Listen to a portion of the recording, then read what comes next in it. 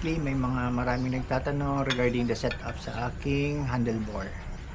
So ngayon papakita ko sa inyo ano ang setup ng aking handlebar. So ito nga pala yung stock.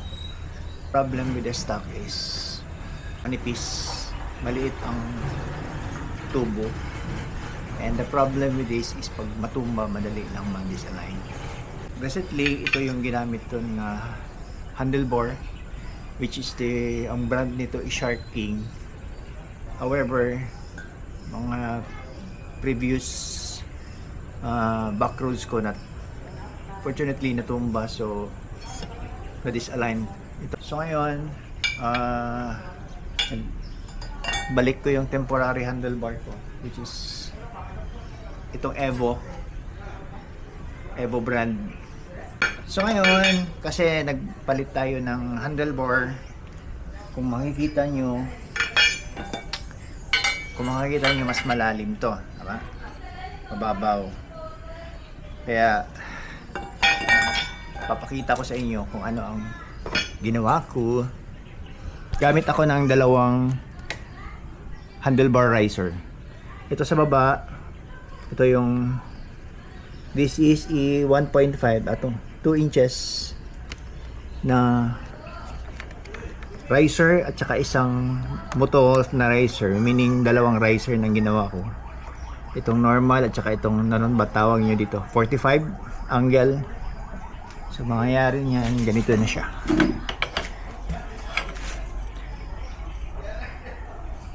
So yan, ganyan ang setup niya.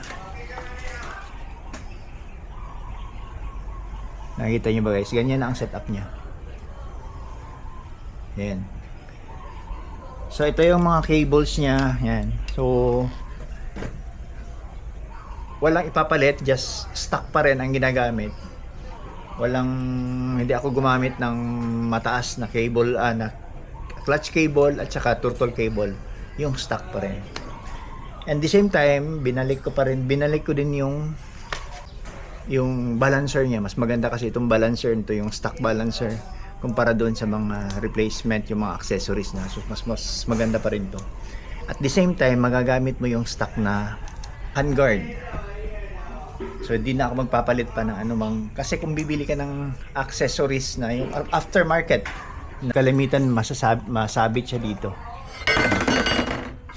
Masabit siya dito. So kaya ginamit ko pa rin to para magamit yung stock na handguard. So yun siya guys, yung mga ka-bistrom ko nga nagtatanong kung anong mga ba yung setup na ginawa ko regarding dito sa aking Bistrom 250.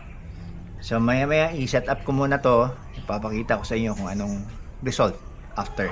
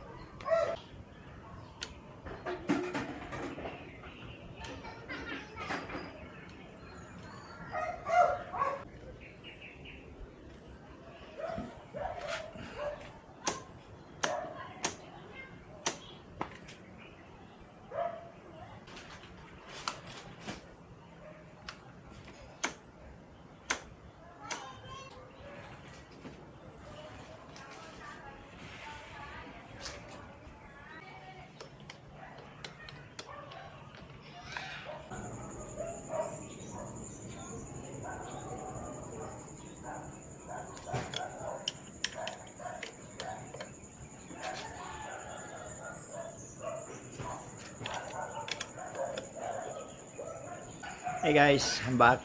So, natapos ko na ang setup ng aking handlebar. So, yung sa mga nagtatanong ng aking mga kabistrom, ito na siya ang tsura ngayon ng bagong setup.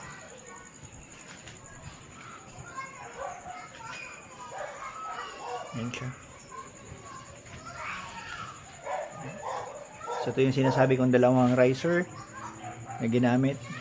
Ito na yung handlebar.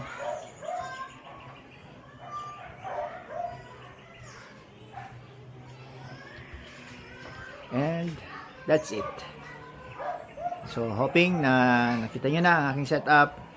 Bahala na kayo sa inyo. Kung mayroon pa mas maganda dito, pakishare naman para makita ko din at magustuhan ko, gayahin ko.